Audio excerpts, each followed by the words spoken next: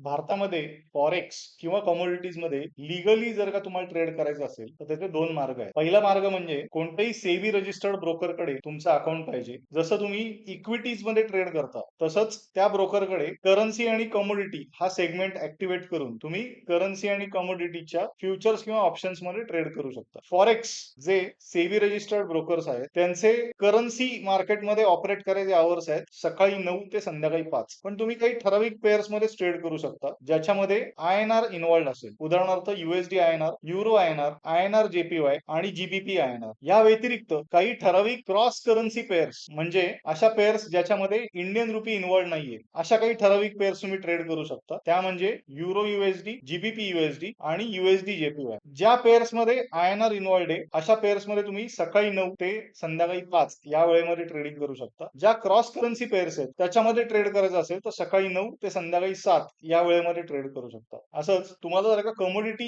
मार्केटमध्ये ट्रेड करायचं असेल तर इंडियन ब्रोकर्स कमोडिटीज मध्ये तुम्हाला सकाळी 9 ते रात्री 11:30 आणि जेव्हा डे लाईट सेव्हिंग चेंजेस चालू असतात तेव्हा 11:55 पर्यंत तुम्हाला ट्रेड करू देतात. पण फॉरेक्स आणि कमोडिटी मार्केट जी आहेत ग्लोबली जर का आपण विचार केला तर ती 24 तास चालू असणारी मार्केट्स आहेत. सो मला इंडियन ब्रोकर ज्या वेळेमध्ये ऑपरेट करतात तेवढ्याच वेळेमध्ये ट्रेडिंग करायला लागत असल्यामुळे हा इंडियन ब्रोकर्स बरोबर ट्रेड करण्याचा एक डिसएडव्हान्टेज झाला. ह्या डिसएडव्हान्टेजला दुसरा मार्ग पर्याय म्हणून कामी येतो तो म्हणजे प्रॉप ट्रेडिंग. प्रॉप ट्रेडिंग म्हणजे काय? तुम्ही तुमचे स्वतःचे पैसे न वापरता ट्रेड करता. तुम्ही प्रॉप फर्मच्या पैशावर फॉरेक्स आणि कमोडिटी मार्केट्स मध्ये ट्रेड करता. प्रॉप फर्म्स वेगवेगळ्या प्रकारच्या असतात. त्या नेमक्या कोणत्या प्रॉप फर्म बरोबर ट्रेड करायला पाहिजे, प्रॉप फर्म ट्रेडिंग करायला त्या प्रॉप फर्म कडनं फंड्स कसे मिळवायचे. मी याच्या आधीच्या व्हिडिओज मध्ये असं बोललेलो आहे की कोणतीही कंपनी असेच तुम्हाला पैसे देणार नाही. त्यांची एक इव्हॅल्युएशन प्रोसेस असते. ती इव्हॅल्युएशन प्रोसेस नेमकी काय असते असे प्रश्न जर का तुम्हाला असतील